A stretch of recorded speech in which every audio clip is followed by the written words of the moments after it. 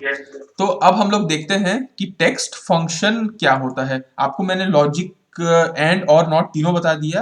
अब आपको मैं देखता हूं कि लॉजिक जो टेक्स्ट फंक्शन होते हैं वो क्या क्या काम करते हैं। तो हम लोग देखते हैं अब टेक्स्ट फंक्शन। तो टेक्स्ट में हम लोग क्या क्या चीजें को कर सकते हैं उसके कुछ फॉर्मूलाज देखते हैं। चलिए, लेट सपोज मैं यहाँ पे एक नाम लिखता हूँ, मैं अपना नाम लिखता हूँ विवेक, और यहाँ बहुत सारा गैप कर देता हूँ। फिर मैं यहाँ लिख देता हूँ सिंह, और बहुत सारा गैप कर देता हूँ और राठौर लिखता हूँ। ठीक है, यहाँ पे लिखा गया। अब मैं एक आपको एक फंक्शन बता रहा हूँ जिसका नाम है ट्रिम। ठीक है, ट्रिम का मतलब होता है, ट्रिम मतलब समझते हैं ना, ट्रिमर आता है काटना, ट्रिम का मतलब होता है काटना। तो मेरे को चाहिए कि ये जो अनयूज्ड स्पेस है, अनयूज मतलब जो ऐसा स्पेस जो जरूरत नहीं है, उसको मैं कैसे हटा सकता हूँ। तो मैं कोशिश करता हूँ कि ये बीच का स्पेस हटता है कि नहीं। ठीक है, और एक काम करता हूँ, यहाँ पे मैं बहुत स्पेस ले लेता हूँ। ठीक है, और फिर मैं कोशिश करता हूँ यहाँ पे मैं ट्रिम लिखने की। तो देखिए, मैं इक्वल टू ट्रिम का बटन दबाता हूँ, ट्रिम। ठीक है, यहाँ पे लेता हूँ। आप देखिए इसका सिंटेक्स अगर आपको छोटे में दिख पा रहा होगा, तो ट्रिम होता है और सिंटेक्स होता है ब्रैकेट करके टेक्स्ट।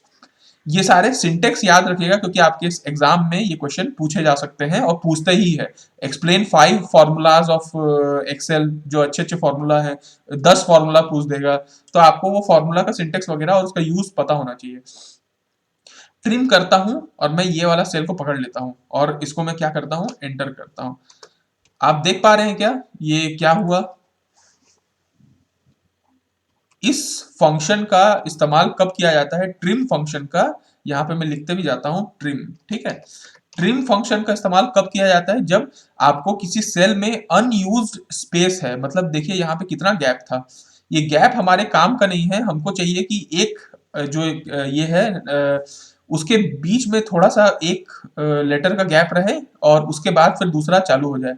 तो कभी भी आपके कोई सेल में अनयूज्ड स्पेस होता है, तो आपको ये वाला चीज इस्तेमाल करना है, ट्रिम का। ठीक है, सिंपल सा, कोई इसमें कुछ नहीं किया मैं, सिंपल इक्वल टू ट्रिम लिखा और जो भी सेल को मेरे को करना था वो सेल को पकड़ लिया और कर दिया। ठीक है, आई होप आप लोगों को ये चीज क्लियर होगा ट्रिम का। अब देखिए, मैं एक काम करता हूं। चलिए, मैं एक लिखता हूं, मान लीजिए विवेक सिंह राठौर। ठीक, ये मैं लिख दिया। लेकिन मैं चाहता हूं कि इसका जो फर्स्ट अल्फाबेट है ये कैपिटल में आना चाहिए। तो मेरे को क्या करना चाहिए, कोई बता सकता है क्या। इसका उपाय ये है कि मैं एक और फंक्शन का इस्तेमाल करता हूं, वो है प्रॉपर। ठीक है, प्रॉपर, इसको मैं कैपिटल में लिख देता हूं, आपको अच्छे से दिखेगा, प्रॉपर। ठीक, प्रॉपर का इस्तेमाल करते हैं, तो अब करके देखते हैं। चलिए, इक्वल टू बटन दबाता हूं और लिखता हूं प्रॉपर।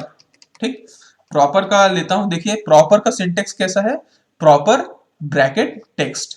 तो मैं इस सेल को पकड़ लेता हूं और ब्रैकेट को क्लोज कर देता हूं, फिर एंटर करता हूं। आप देख पा रहे हैं क्या कि मैंने जैसा लिखा था उसमें फर्स्ट अल्फाबेट सबके कैपिटल हो गए। आगे बढ़ता हूं और आपको एक फिर से नया चीज सिखाता हूं। ये सेल जो है ये सब स्मॉल लेटर्स में लिखा हुआ है, और यहाँ पे प्रॉपर लिखने के बाद जो फर्स्ट लेटर है वो कैपिटल में आ गया। लेकिन मैं चाहता हूं कि ये जो स्मॉल लेटर्स का लिखा हुआ है ये पूरा का पूरा कैपिटल लेटर्स में लिखा है। इसके लिए क्या किया जाए। तो इसके लिए देखिए अपर केस का इस्तेमाल होता है। क्या होता है, अपर केस। ठीक, सिंपल, आप अपर को अपर ही लिखिए, अपर केस को आप समझिए। अपर केस में क्या करते हैं, इसका सिंटेक्स लिखता हूं, इक्वल टू अपर। ठीक, और आपको ब्रैकेट को क्लोज, ब्रैकेट देता हूं, उसका सिंटेक्स देखिए, अपर लिखा हुआ है और टेक्स्ट लिखा हुआ है। तो ये टेक्स्ट को मैं सेलेक्ट कर देता हूं और इसको ब्रैकेट को क्लोज करता हूं और एंटर करता हूं। आप देख पा रहे हैं क्या कि ये जो स्मॉल लेटर्स में लिखा था वो कैपिटल लेटर्स में आ गया। अब हम लोग देखते हैं, आपने अपर केस करना सीखा, क्या ये जो सेल है इसमें सब अपर केस में है, क्या मेरे को लोअर केस करना मैं कर सकता हूं। तो हाँ, बिल्कुल कर सकते हैं। मैं लोअर का बटन दबाता हूं, लोअर लिखता हूं तो आ जाएगा, तो इसको लोअर केस बोलते हैं। मैं इक्वल टू का बटन दबाया, लोअर लिखा, और लोअर का सिंटेक्स कैसा है देखिए आप, लोअर और ब्रैकेट ले लीजिए आप। ब्रैकेट लेने के बाद आप इस कोई भी टेक्स्ट को सेलेक्ट कर सकते हैं और क्लोज करेंगे तो आपका यहाँ पे आ जाएगा, मतलब जो कैपिटल लेटर्स है वो सब स्मॉल लेटर्स में आ जाएगा। तो ये सब टेक्स्ट के फंक्शंस हैं, ठीक है। टेक्स्ट को कैसे कैसे अपन को चेंज करना है वो मैं आप लोगों को सिखा रहा हूँ। इसके बाद चलिए आगे बढ़ते हैं हम लोग, और मैं आपको अब नेक्स्ट सिखाता हूँ। देखिए यहाँ पे लेट सपोज, अब हम लोग आगे आते हैं और मैं आपको ये पूछना चाहता हूँ कि ये अगर मैं आपसे पूछूं कि ये सेल है, इस सेल में कितने कैरेक्टर्स हैं, कोई बता सकता है क्या? ऐसे बहुत सारे हैं, तो मतलब ये लाइन इतना लंबा है तो इसको कैसे गिने फिर, मतलब बहुत हजार लाइन का वो है, उसके बाद कैसे गिने? तो इसके लिए लिखने के लिए आपको मैं यहाँ पे लिख देता हूँ, इसका होता है लेंथ। इसको हम लोग शॉर्ट, मतलब इसका जो फॉर्मूला होता है वो LEN से लिखा जाता है, वो होता है लेंथ। तो लेंथ के लिए क्या करते हैं अपन, इक्वल टू दबाते हैं, LEN लिखते हैं और ब्रैकेट लेते हैं। देखिए लेंथ का जो सिंटेक्स है वो LEN होता है और ब्रैकेट में टेक्स्ट होता है। आप इसको सेलेक्ट कर दीजिए और इसको क्लोज कर दीजिए, देखिए आपका आंसर आ जाएगा, ठीक है। ठीक, तो अब हम लोग, आपको लेंथ भी समझ में आ चुका है, अच्छी बात है। अब मैं आपको ये सिखाता हूं कि कोई भी, जैसे मान लीजिए यहाँ पे एक बहुत सारा सेल है, मतलब एक कॉलम है, उसमें बहुत सारे एंट्रीज हो रखे हैं। आप क्या चाहते हो यहाँ पे, सबका सिर्फ फर्स्ट लेटर चाहते हो, सिर्फ फर्स्ट लेटर, बाकी कुछ नहीं चाहते हो। तो आप क्या करोगे, टेक्स्ट फंक्शन का T लिखोगे क्या ऐसा, फिर विवेक का V लिखोगे, फिर ऐसा करोगे क्या? नहीं कर, इतना हम नहीं कर सकते, हमको सब चीज ऑटोमेटिक चाहिए। तो हम क्या करें, तो एक काम करते हैं, यहाँ पे मैं एक काम करता हूँ, यहाँ पे लिखता हूँ इक्वल टू लेफ्ट। आपको लेफ्ट वाला चाहिए ना, लेफ्ट चाहिए, ब्रैकेट लिए। देखिए आपको बेसिकली इसका फंक्शन कहाँ से कहाँ तक होता है। अगर आप इसका सिंटेक्स देखिए, लेफ्ट लिखिए, टेक्स्ट लिखिए, जिस टेक्स्ट को आप सेलेक्ट कर रहे हैं, मान लीजिए इसको सेलेक्ट किए, और आप सिर्फ इतना कर सकते हैं एक काम, तो आपका क्या आ जाएगा, T प्रिंट हो जाएगा। मतलब आपने फॉर्मूला क्या लगाया, इस सेल को जो आपने सेलेक्ट किया उसका लेफ्ट वाले को आप यहाँ पे प्रिंट कर रहे हो, अच्छी बात है। इसमें आप और भी चीज कर सकते हो, इसका सिंटेक्स अभी कंप्लीट हुआ नहीं है, लेकिन आप इतना भी कर सकते हो। आप ऐसा चाहते हो कि मैं सिर्फ स्टार्टिंग के 4 लेटर को ही प्रिंट करूंगा, या स्टार्टिंग के 5 लेटर को ही प्रिंट करूंगा, उससे ज्यादा नहीं, मेरे को नहीं चाहिए। तो मैं क्या करता हूँ, कॉमा देता हूँ और मैं 4 लेटर को लिखता हूँ या 3 लेटर को लिखता हूँ, चलिए ठीक। और फिर मैं इसको एंटर करता हूँ, तो आप देख पाएंगे कि ये ऐसा हो गया। इसको अगर मैं खींच दूं लंबा, तो आप यहाँ पे देख पाएंगे कि ये ऐसा हो गया है। इसका मतलब ये है कि कभी भी आपके पास इन न्यूमेरस डेटा है, आपके पास इतने लंबे चौड़े डेटा हैं, और आपको चाहिए कि सिर्फ आप शुरुआत के 3-4 ही कैरेक्टर आपको चाहिए, या फिर तो आप यहाँ क्या कर सकते हैं, आप यहाँ पे लेफ्ट का इस्तेमाल कर सकते हैं, ठीक। लेफ्ट आपका सिंटेक्स या फॉर्मूला का इस्तेमाल किया जा सकता है। अब मैं आपको इसी का राइट वर्जन बताता हूँ, चलिए, तो आपको शायद क्लियर हो जाएगा। मैं ऐसा चाहता हूं कि इस सेल में जो भी राइट हैंड साइड से अगर मेरे कैरेक्टर को गिनूं, तो मैं चाहता हूं कि ये जो आखिरी के 4 कैरेक्टर हैं उनको बस यहाँ पे प्रिंट करूं। तो एक तरीका तो ये है कि सिंपल मैं यहाँ पे लिखता हूँ, आखिरी के 3 कैरेक्टर को प्रिंट करूं, तो यहाँ पे आयोन है, ठीक है। यहाँ पे देख रहे हैं ना, फंक्शन के लास्ट के 3 कौन है, ION। यहाँ पे क्या है, ORE है, तो यहाँ पे मैं ORE को लिखता हूँ। तो ऐसा मैं मैनुअली तो कर सकता हूँ, लेकिन इतने ज्यादा उसमें तो कर नहीं पाऊंगा, ऑटोमेटिक चाहिए। तो मैं क्या करता हूँ, यहाँ पे मैं प्रिंट करता हूँ, फॉर्मूला लगाता हूँ राइट का, RIGHT, और यहाँ पे मैं लेता हूँ इसका जो सिंटेक्स है, देखिए राइट लिखा है, टेक्स्ट होना चाहिए, तो कोई टेक्स्ट को अपन सेलेक्ट कर देते हैं, और आपका कॉमा देके कितने कैरेक्टर चाहिए इसके राइट हैंड साइड के, तो मैं चाहता हूं कि इसके 4 कैरेक्टर चाहिए, लेट सपोज। तो मैं 4 को लिखता हूं और इसको ब्रैकेट क्लोज करता हूं और एंटर करता हूं। तो आपको ये समझ में आएगा कि ये हो गया। अगर इसी को मैं ड्रैग कर देता हूं, तो आप यहाँ पे देख पाएंगे ये क्यों नहीं आया, आई थिंक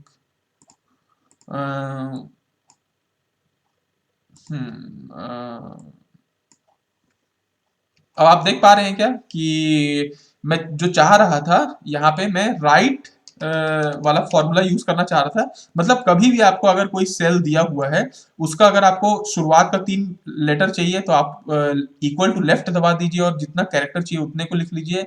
राइट चाहिए तो राइट में आप चाह सकते हैं। अगर आपको कोई मिडिल वैल्यू चाहिए, मतलब ना आपको लेफ्ट से चाहिए ना राइट से चाहिए, आपको मिडिल वैल्यू चाहिए, तो आपको क्या करना पड़ेगा, यहाँ पे एक फॉर्मूला लगाना पड़ेगा, मिड। मिड फॉर्मूला लगाइए और आप इसको सॉल्व कर लीजिए। तो चलिए करके देखते हैं। यहाँ पे मैं इक्वल टू लेता हूं मिड, MID, ठीक। और यहाँ पे इसका एक वो फॉर्मूला का वो है, फॉर्मूला ये है कि मिड कितना, तो मीडियम जो मिडिल वैल्यू लेना है तो कहाँ से कहाँ होना चाहिए वो, क्योंकि एक्सेल को तो मालूम नहीं ना कि मिडिल वैल्यू कहाँ से कहाँ तक आएगी, तो आपको बताना पड़ेगा कि कहाँ से मिडिल वैल्यू। तो सिर्फ एक अल्फाबेट भी हो सकता है, मतलब आप देखिए ये टोटल मान लीजिए 11 है, तो उसके बीच का जो छठवां नंबर होगा वो मिडिल वैल्यू हो जाएगी। आप करके देखें क्या, अपन मिड वैल्यू करते हैं। चलिए एक काम करते हैं, मिड लेते हैं और इसका मिड वैल्यू को प्रिंट करा देते हैं, करके देखते हैं। नहीं होगा क्योंकि यू एंटर टू फ्यू और आर्ग्यूमेंट, ठीक है। इसका सिंटेक्स है मिड, टेक्स्ट लिखिए, स्टार्टिंग नंबर और एंडिंग नंबर आपको जानना चाहिए, स्टार्ट नंबर और नम कैरेक्टर, ठीक है। तो एक काम करता हूँ, स्टार्टिंग जो नंबर है उसको मैं ले लेता हूँ। पहले तो टेक्स्ट को सेलेक्ट करना पड़ेगा, तो ये सेलेक्ट कर दिए, कॉमा लिए। कहाँ से कहाँ लूँ मैं, मान लीजिए मैं 5 के बाद लेता हूँ, 5 के बाद।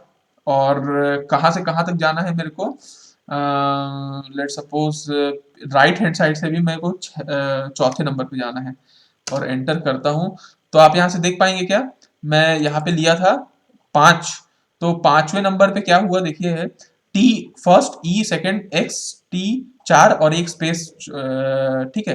तो आप यहाँ एफ देख लिए, FU, और आपको राइट हैंड साइड से क्या था, चौथा, 1 2 3 4। तो कहाँ गया यार, तो आप यहाँ पे देख पा रहे होंगे, ये इनको छोड़ के जो भी नंबर बच जा रहा है वो नंबर को यहाँ पे प्रिंट कर दिए। इसको मैं अगर आपको देखूं तो आप यहाँ पे तो भी, सी क्यों नहीं प्रिंट हो रहा तो? क्या चीज, सी।